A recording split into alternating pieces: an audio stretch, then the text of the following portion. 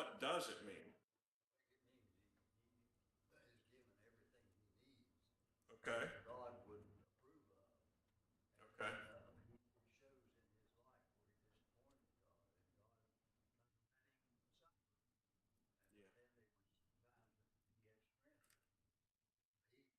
God let him suffer. And Yeah. then there was times that he had strength. He actually had material everything temple for God. He done all the hard work, bringing all the cedar from Lebanon,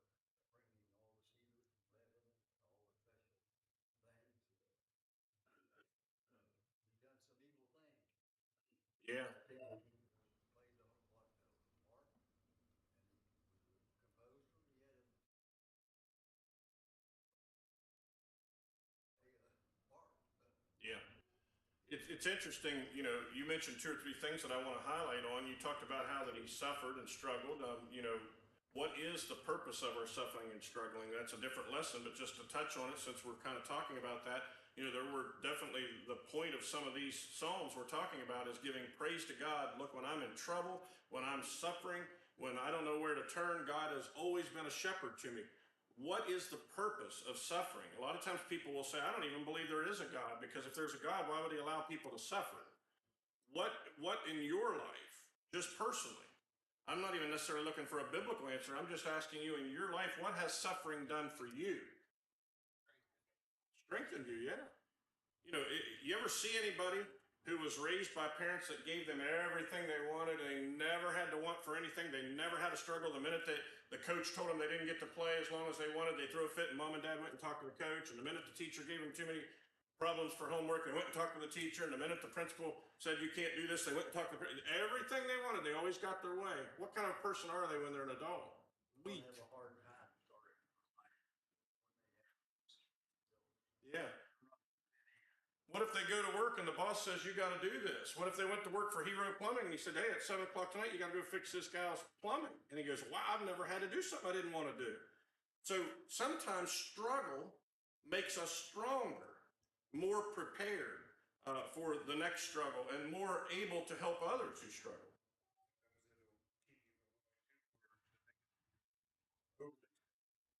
Yep. Struggle also. Yeah, that's a good point. I even think about something as small as being hungry. I think that that's a blessing sometimes. We don't get hungry very often in America, do we? We kind of got it timed out. I'm going to eat when I get up, then I'm going to eat about midday, then I'm going to eat at supper time. And we know when we're going to eat before we get hungry. But when we get hungry, sometimes it reminds us that there's a source of the food. And we bow our heads and we thank God for the food. Why? Because he's the source. And so as Zach points out, sometimes if we didn't have a struggle, we'd get real confident in our own strength, and the struggle kind of helps to bring us back. So we get back to this idea of I shall not want. You know, when we talk about someone, we say, boy, they're in need or they're in want.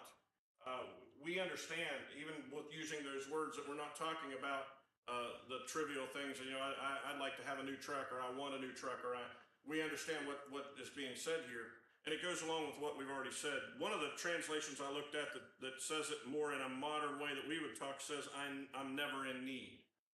I think that answers it. So then we get to the second verse here, and I'm going to kind of just highlight with each verse.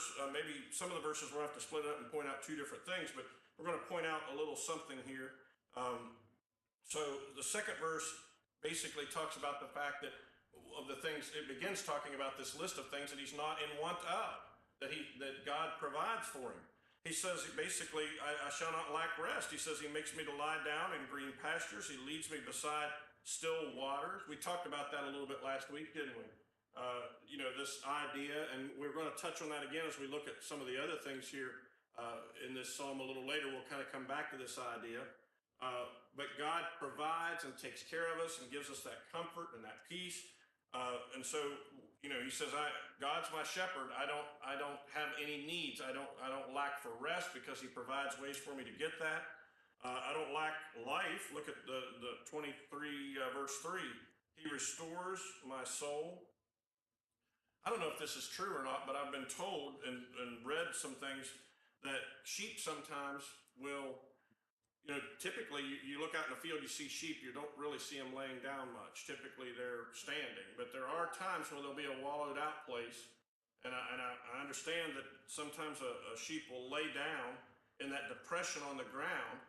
And if they lay very long, they'll get comfortable and they'll begin to stretch out. When they do that, sometimes they'll tumble more toward their back and they get in a position. You know how sheep look, especially when they have their wool, their little short legs and that big body, and they can't get their legs back to get up. They've allowed themselves to kind of get wallered down into that hole.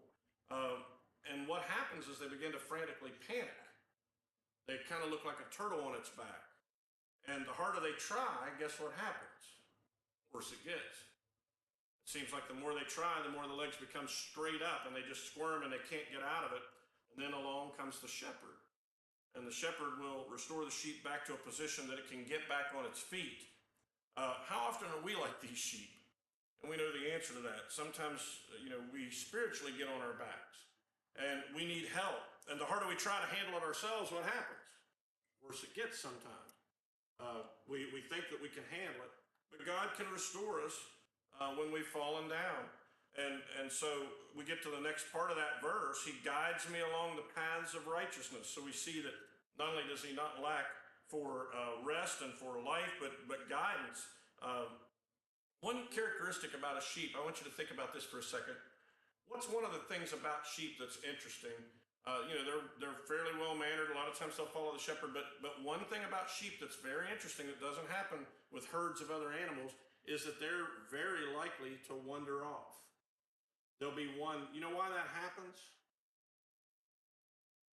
I'm not a farmer and I'm not an expert, but if you think about it for a minute, what happens is they begin to eat the grass and graze, and they're looking at that, and sometimes they see what looks to be better and what looks to be better. And think about when you were a little child. What causes a kid to get lost in the mall? Yeah, they see something, and that's something, mom's right here, and the shiny thing's right there. So they go look at that. And then what happens? Another shiny thing. And they go over there, and they're looking at other things besides mom. And it doesn't seem like, because they're drifting, they didn't really go all that way in one big time. So it's a little bit of a step, a little bit of a step, and a little bit of a step. And the next thing you know, they've drifted away from mom. And that happens in our lives, I think, a lot of times as well. It happens as adults. We get to focusing on other things, and we lose sight of which way the shepherd is leading, and we wander off.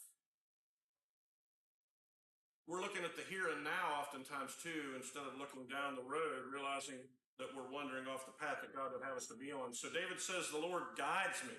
How does God guide us? Do you think it's miraculous to think God is leading us and we don't have any decisions to make? He just tells us where to go and what to do. That's not what it is. I know you know the answer to that. So how does he guide us? Through his word. Now, I want you to think about this. Again, I know you already know the answer. These seem like simple questions, but we need to be reminded sometimes when you see somebody that's really strong. We've had through the years all kinds of strong members that led us in various ways, and we would say, boy, their Bible knowledge is just amazing. Do you think they're really, honestly, I know there's varying levels of ability to remember and intelligence, but do you think they're really that much smarter than the rest of us? Not really. What is it? They put in the work to study the word and think about that idea of it being hidden in your heart. For those of you who have taught Bible classes and things, isn't it interesting how when you're studying for a class, that it seems like everything that week pertains to that class?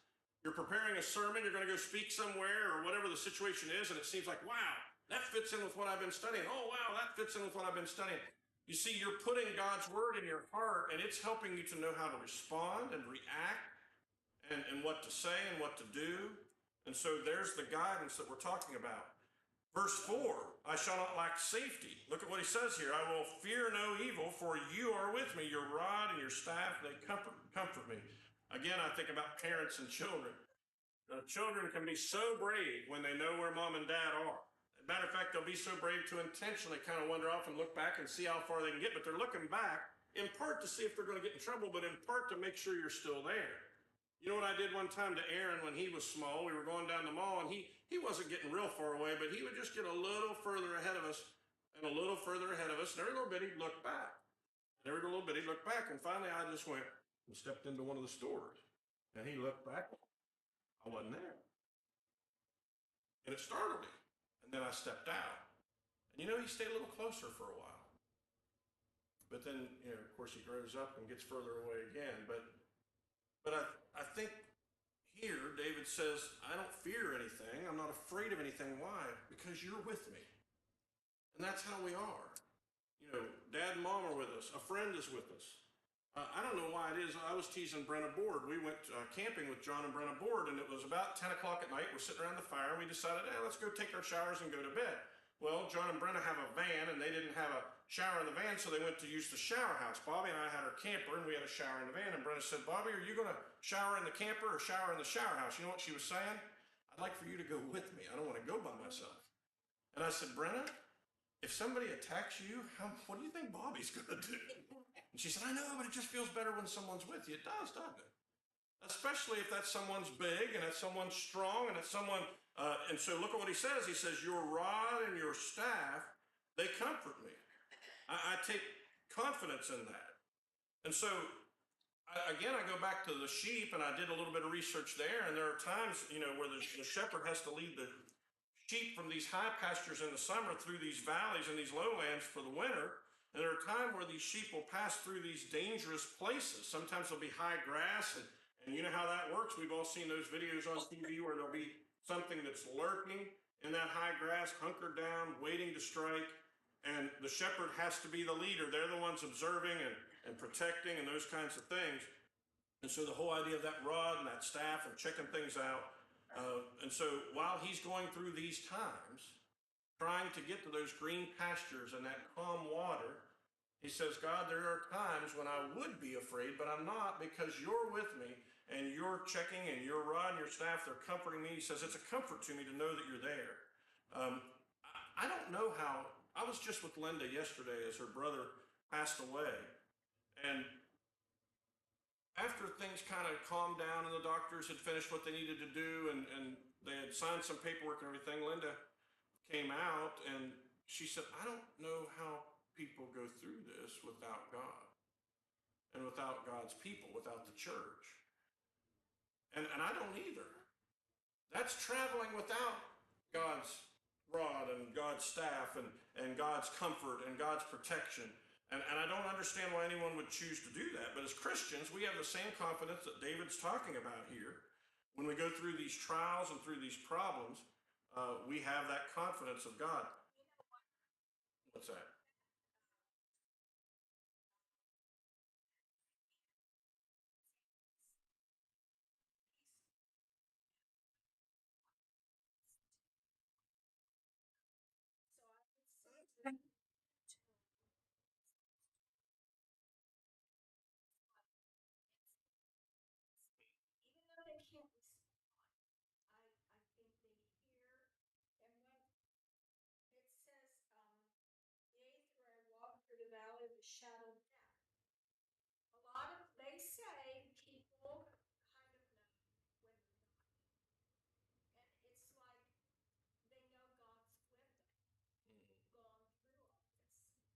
It reminds me of a passage that my mom took a lot of comfort in before she got sick, and I know she relied on it when she got sick.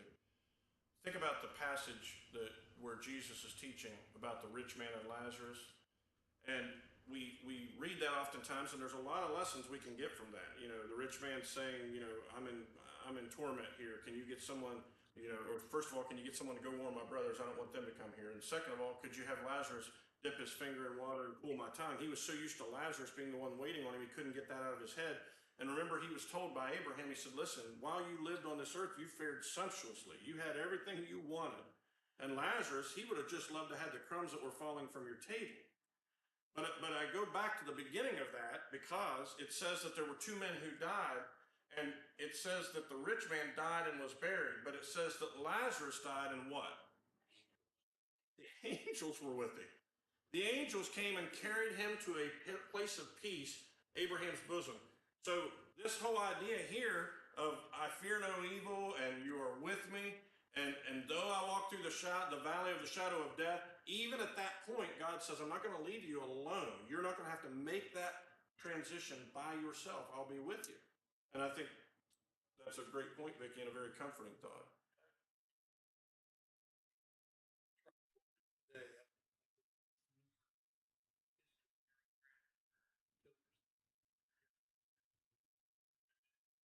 know the whole story. The first thing somebody asked me about, she shot herself. Yeah, how'd you get a gun? I don't know. But that's neither here nor there. One thing you said, how do you kill? I read Psalm 23 to him, and I told him, when my sister got killed, I struggle with this still yet today. I mean, I catch myself wanting to call her, and I read Isaiah 49:31. Uh, I said I get a lot of comfort out of it. I'm sorry, I said 49, didn't I? Mhm.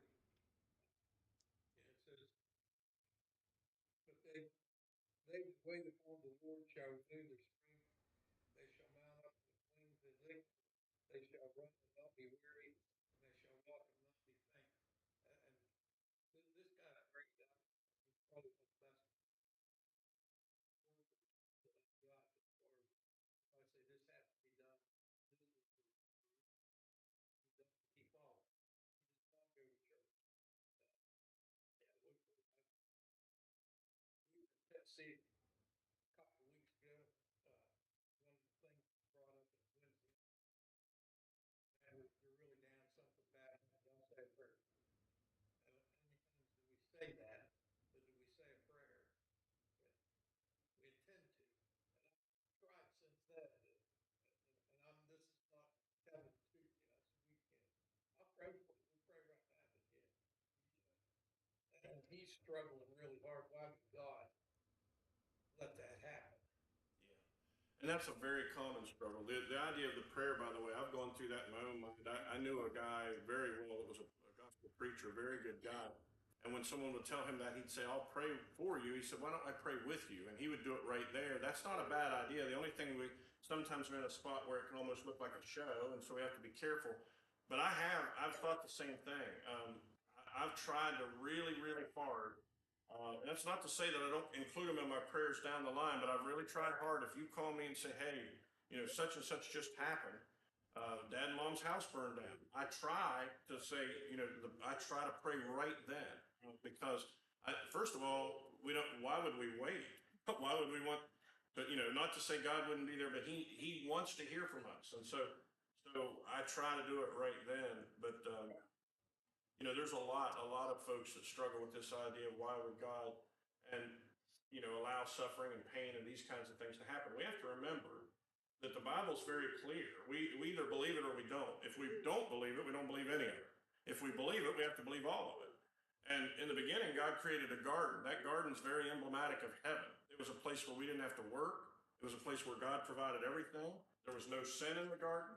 And God said, listen, this will be the case. I will provide for you. You won't have to tend to the trees to make the fruit grow. You won't have to do anything. But I'm telling you, don't eat of that tree. And what happened? They sinned. They didn't listen to God. And so sin brought death into this world. It brought these things that we're dealing with. And what's ironic about it is instead of being angry at sin, who are we angry at? God. Not we, but the world. So the world continues in sin, including us. We struggle with sin. And whenever we get into a bad situation, if we could have served God faithfully and listened to what he said, we would still be in that garden and everything would be provided. Obviously, all have sinned and fallen short of the glory of God, so we can't blame anyone but ourselves. But again, it's very ironic that we place the blame on God when the blame squarely falls upon us. And that's a frightening thought. Any other comments before we move to verse 5? That's a terrible thing Kevin's talking about. But I also believe in the promise of God. So we don't know what the outcome will be.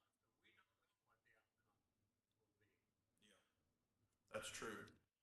I love the passage, and Dad loved this passage, and I didn't fully understand it back when I was a kid, and he would talk about it. But Romans 8:28, all things work together for good to those who love God and are called according to his purpose. And we looked at that passage. It doesn't mean that God makes everything happen, but what it does is God can take our puzzle pieces, our patched up mess, and he can piece that together into something good. And so when we're out here working hard and serving God, he can take all these things that are going on in our life. If we've got a struggle, he can use that to make us stronger. If we've got a blessing, he can use that to help us help others. Whatever it is, but God can take all those things and make them work together for the good of his cause. That's how powerful and infinitely wise God is. And if we've studied and tried very hard, we see that, don't we? We see that. A lot of times we're looking and we're thinking, what in the world? I don't know the answer to this, but I brought it up to you before. You know, I looked at Dad at 70 years old. He was so strong at 69 and a half that we were up 36 feet on scaffolding with a ladder on top of it, and he was running a drill with an eye bolt to mount a projector. And within a few weeks of that, a very short time after that, we're laying in the hospital with him, and he can't scratch his nose. And I'm asking God in my prayers, why a gospel preacher, elder in the church, his family needs him, his church family needs him. Why not this guy that's ripping up and down the road and everybody's scared he's going to run into him? And why not that guy? Why not the guy pushing drugs at the local school? Why not the guy that's molesting children? Why is my dad dying? Now, that was a dumb thing to ask, but I was hurting. And so I wasn't mad. I was just, why? I still don't know why, but I know this. God knows a lot more than I know. When you look at the big picture, it's hard to look at when we're all focused in on this world. When you look at the big picture, what I know now is that my God is where Lazarus was in peace and comfort. And God said, Greg, it's time for you to step up. It's time for you to start teaching. It's time for you to start preaching. Maybe I needed that. I didn't need it then. I didn't need it at 42 in my mind. But you see, God's looking at it not like, oh boy, poor Jerry. He's looking at it like Jerry's about to get his reward. And I'm looking at it like, poor me, poor me, poor me. See how God can make it all work together for good when we can't see it. And it's a struggle. Let's get to verse 5. He's saying here, I won't lack for blessings. He's not lacking for much as long as God he's on God's side. He says, you prepare a table before me in the presence of my enemies. You anoint my head with oil. My cup runs over. You know, God providing for his sheep, that's us, in spite of their enemies.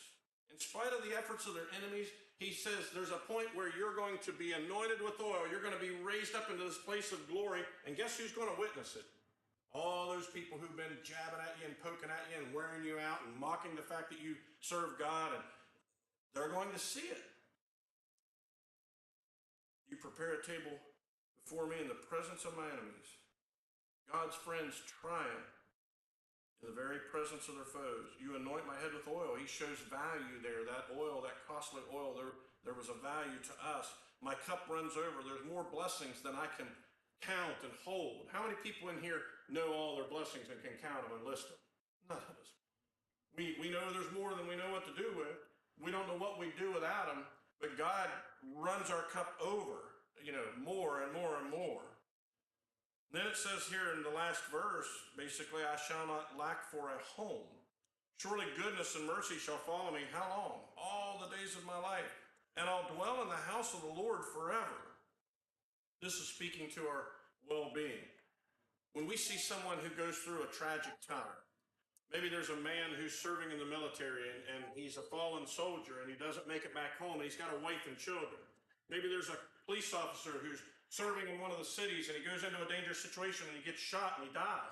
Maybe there's a firefighter who goes in to save someone's home and it collapses and he doesn't make it through. And there's a wife and children left behind. What do we generally do? What happens so often? Not just us, but oftentimes people say, listen, some big company, they'll say, listen, we're going to pay off your mortgage. You ever see that happen? They give the wife, we're paying off your mortgage. You know why? Because one of the most important things is having a place to dwell. The wife and the children. And so here, David points out, as long as I'm on your side, you're going to take care of all that. I'm always going to have a place in your house. The house of God. We know what that is, of course. And then, of course, eventually dwelling in heaven with the Lord forever. There's a lot of great benefits to having the Lord as our shepherd. And I think about what Jesus said back there in John 10 again. We talked about this a couple of weeks ago, but Jesus declares that he is the good shepherd. And the good shepherd gives his life for his sheep. And look at what he says in verse 5 of John chapter 10. If you got time, turn there for just a second. John chapter 10, verse 5. I think this is worth us considering as we close out for the night. What he basically says here, if you're truly my sheep, you would never what? Follow what? Never follow a stranger. I hope that we're listening to the shepherd's voice. Again, something very interesting about sheep that we've pointed out time and time again is they can be in the herd and they can come together with another herd. There can be two shepherds. When it's time to go, their shepherd will call them and they know his voice and they go. And Jesus points all that out and he says, my sheep will not follow a stranger. I hope we're not doing that. I hope that we're following the good shepherd. Any other comments before we close?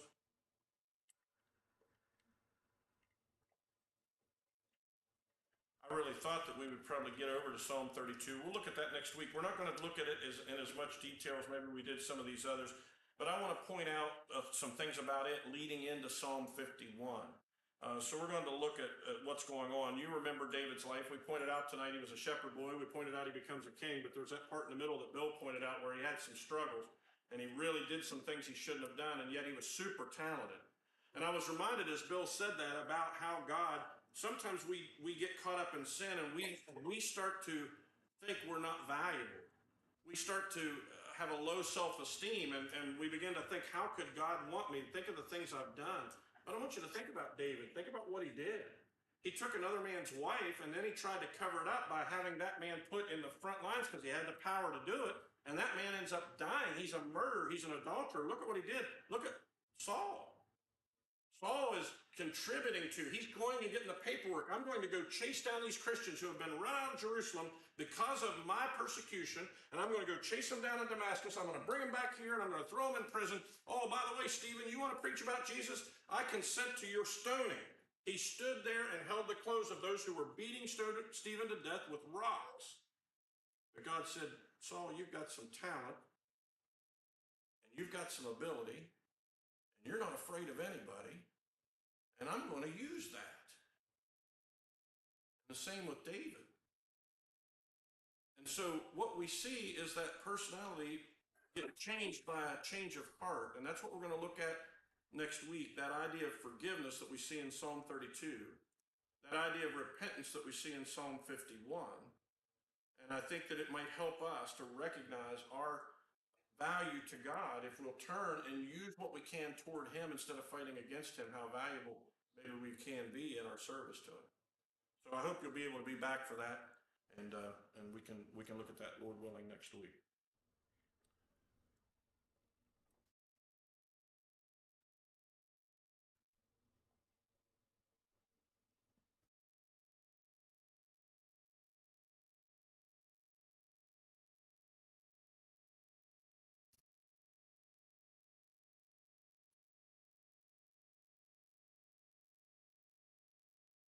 What is our invitation song tonight?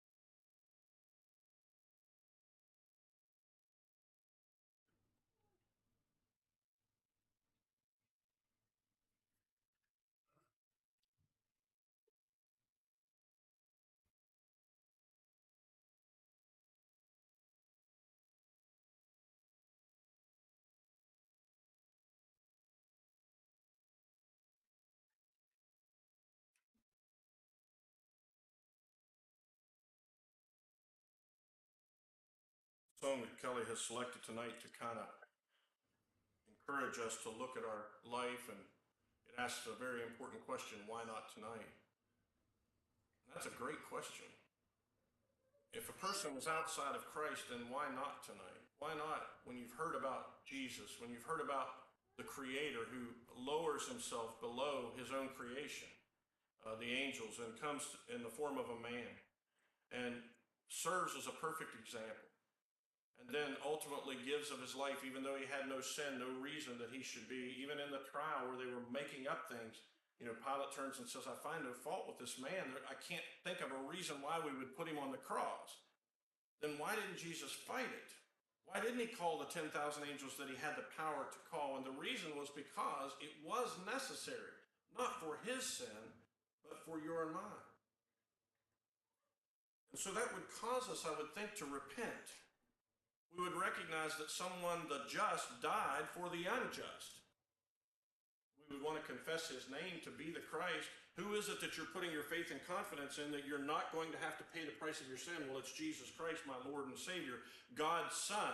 And so we confess him as the Lord. Jesus said, if you'll confess me before men, I'll confess you before my Father. I always think about that. There we stand. I hope he recognizes me. I hope he knows who I am. I hope he remembers that I obeyed the gospel back on June 9th, 1980. You get there and he turns to his Father and he says, I know him. There with me. Enter into the joys. I think about Saul. We just mentioned Saul and all the terrible things that he did. He was told to go into the city and wait, and there would be someone there who would come and tell him what he must do. And Ananias shows up and he tells him about Jesus and he tells him about the sacrifice. Saul becomes Paul and later declares that very same gospel. And we read about it in 1 Corinthians 15 where he says, I declare to you the gospel by which you're saved. Oh, I got to hear this. Whatever this is what saves me. He says how that Jesus died and was buried and raised on the third day according to the scriptures. What he's telling them there is this was prophesied. This was told how that he would be buried according to the scriptures, how that he would die according to the scriptures, how that he would raise according to the scriptures. Saul, why tarriest thou? Why are you waiting? Why keep Jesus waiting? Well, maybe you don't believe. Or maybe you believe, but you are like Demas. You're caught up in the things of this present world. Maybe you don't think Jesus will accept you and forgive you. That's limiting his power. But there's no good reason to keep Jesus waiting. Tonight, if you're on the outside of Christ, you need to come. Maybe you've done that and you've fallen back into the world and he is waiting for your return. We hope that you'll consider where you're at tonight and that when you leave this building that you'll have your calling and your election sure. Why don't you consider that while together we stand and we sing.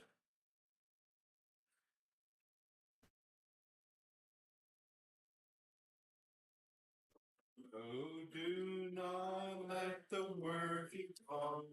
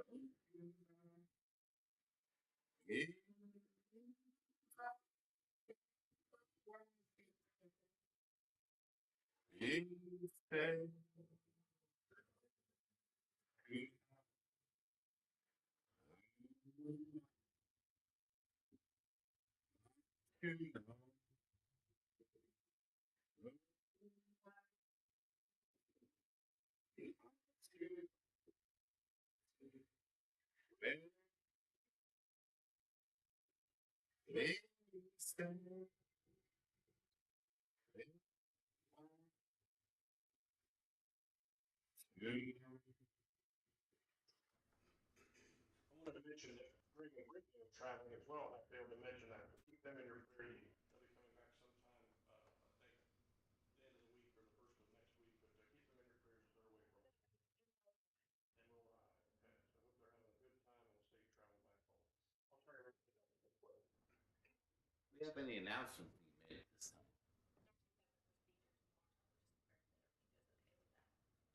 Let's remember Dorothy, she's having a procedure tomorrow. Any other announcements? Probably hit the road, right,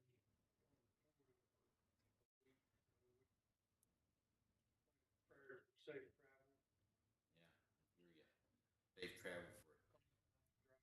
Well, you made a her drive, huh?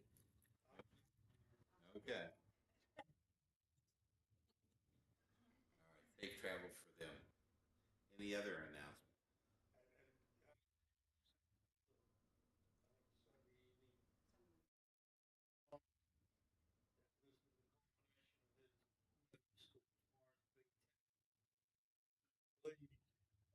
Down the road, it's like appreciate prayers to get through that.